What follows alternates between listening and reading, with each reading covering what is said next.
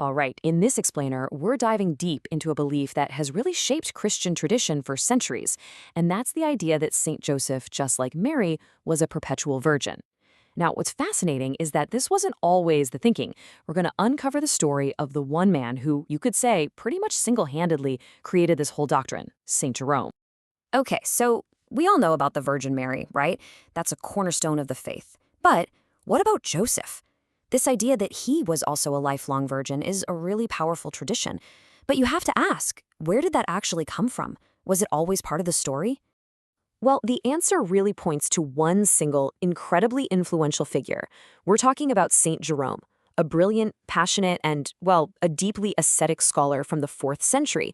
He's the guy. He was the main architect of this whole idea. So, to really get Jerome, you have to understand the world he lived in. I mean, think about it. He's living during the twilight of the Roman Empire. It's a time of huge change, and these new spiritual ideals are starting to bubble up. Things like monasticism and extreme self-denial, they were becoming the new it thing, the ultimate way to show your faith. And this whole cultural context, it is absolutely crucial to understanding his story. And the real engine behind these movements was this idea called asceticism. So what is it? But simply, it's a lifestyle of intense self-discipline. It's all about abstaining from worldly pleasures, and yeah, that especially means sex, all in the pursuit of some higher spiritual goal. For a lot of people back in Jerome's day, this was it. This was the purest, most hardcore form of devotion. And this brings us right to the heart of Jerome's belief system. For him, celibacy wasn't just, a good practice. No way. It was the absolute peak, the pinnacle of spirituality. He truly saw it as spiritual perfection, a way to be totally free from all those earthly attachments. Okay, so let's really break that worldview down. For Jerome, it was simple. A celibate life was just holier than a married life. Full stop.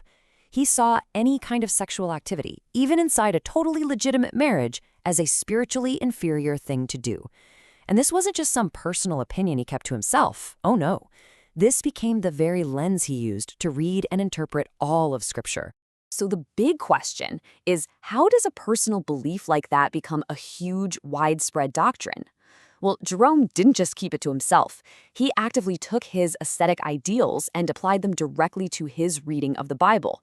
And by doing that, he completely reshaped the story of the Holy Family.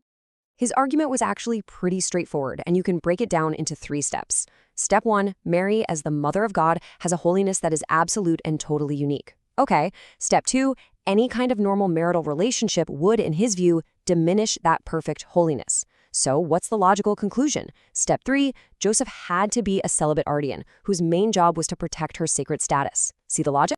And this is the crucial part, this massive reframing. Suddenly, Joseph's identity completely shifts. He's no longer a husband. He's a guardian.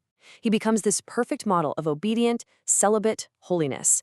And it's amazing how this one idea would go on to influence centuries of Christian art, theology, you name it. It even shaped how the culture at large thought about marriage and sex. But here's where it gets really interesting. Jerome's whole theology created this major tension, a real conflict with the very foundation of the Hebrew Bible.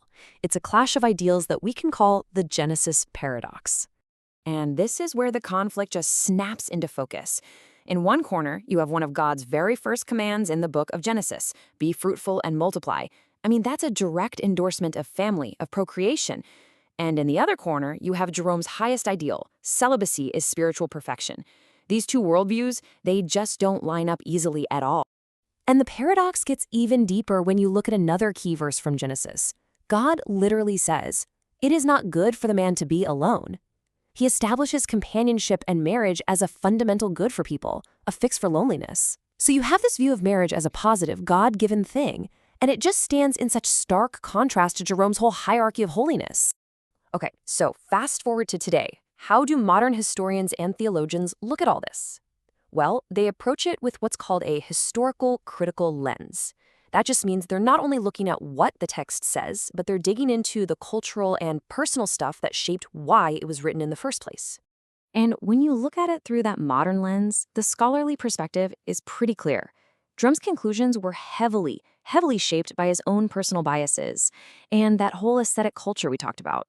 You could even say his theology was a way to justify his own life of extreme self-denial. And here's the kicker. Scholars are quick to point out that the biblical text itself, it never actually says Joseph had to be a lifelong celibate. So what's the bottom line here? It's not that Jerome just forgot about Genesis. Not at all. Instead, he made a deliberate choice. He chose to reinterpret those commands through his own very personal, celibacy-first worldview. He essentially elevated his own spiritual ideal above what the Bible originally said about marriage. And all this leaves us with a really provocative final question, one that goes way beyond ancient theology. It's really a question for every single one of us. How much do our own beliefs, our own cultural backgrounds, our own personal lives, how much does all that stuff shape the way we read any text? Whether it's ancient scripture or just the news you read this morning. Definitely something to think about.